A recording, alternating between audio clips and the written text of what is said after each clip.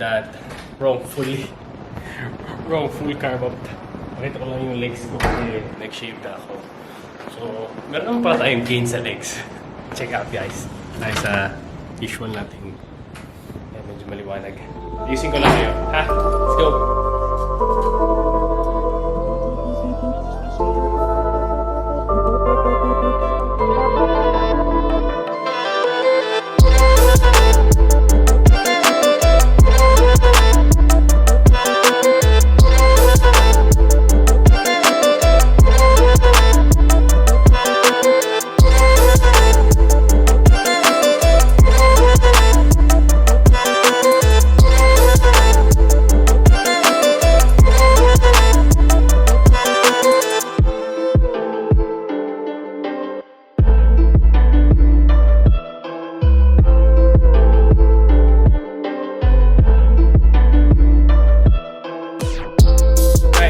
Naglaylo muna tayo sa carb up natin.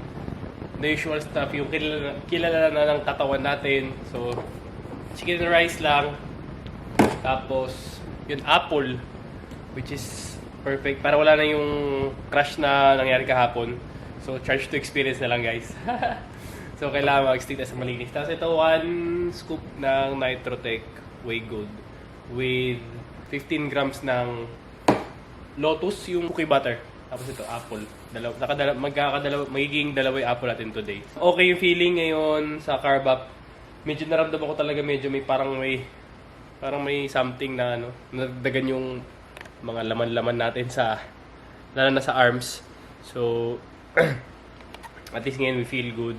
Medyo may ubo lang tayo kasi naulanan ganyan. Tapos, siguro, hindi na rin maganda yung nutrition natin for the past 20 days. So, kaya minabawi na tayo ng katawan natin. Pero okay naman, carry naman. Simon lang, tsaka ubo.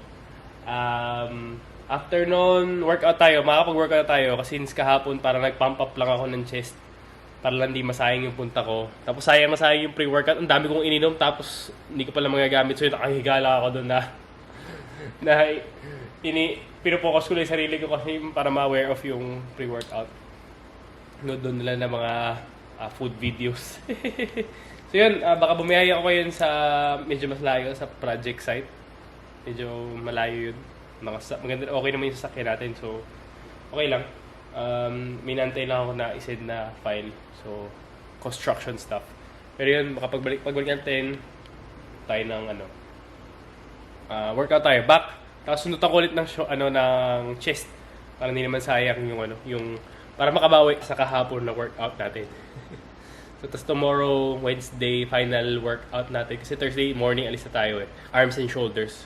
So, yun lang. Check natin kung magka-cardio pa tayo by feeling. Pero pa-taper down na rin yung cardio sessions natin. So, yun lang. Keeping you guys updated yan. Labas-labas na, lakad-lakad. Malilinis na pagkain. Sabi rin ni Dal sa akin, yung the ultimate gym bro natin sa Chuck. Huwag na tayo masyadong mag-experiment sa pagkain. Since tama naman kasi malapit na yung competition, tsaka first time natin. So, the safer, the better. Kasi, yun nga, mga kilala na ng katawan natin yung mga kakainin natin sa carbs. Which is yun, kilala talaga ng katawan ko is rice. So, hiyang na hiyang tayo. Kaya nga yung cereal ko, naghanap ako nung Fruity Pebbles kasi rice yun. Inaakala ko. Pero kung coated na sugar, ayun. Tapos, para ako lightheaded na lumipad, mataas din pala yung bagsak. So, ganun yung energy natin kahapon. So, first time ko naramdaman. Kala ko mahirap yung feeling ng tanggalan ng carbs, pero mas mahirap pala yung feeling ng pasukan ng carbs na madumi.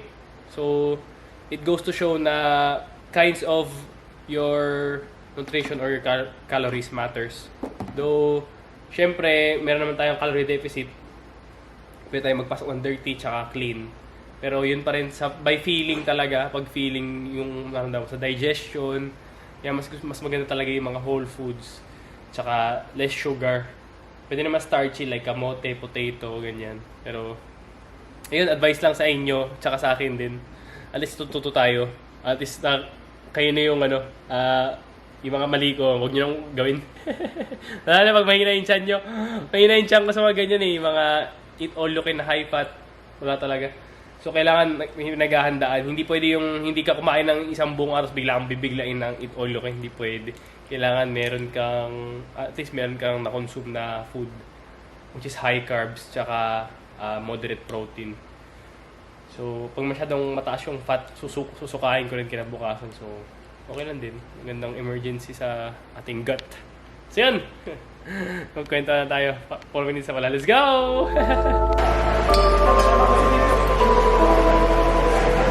Zero.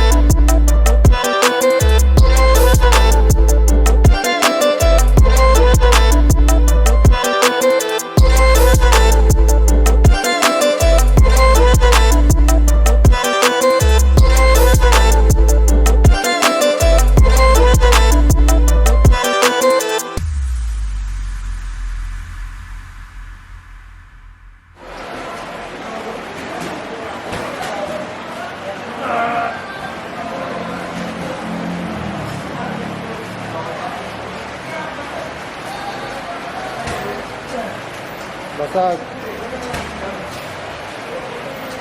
Let's go. 3 days out. Let's go. GG.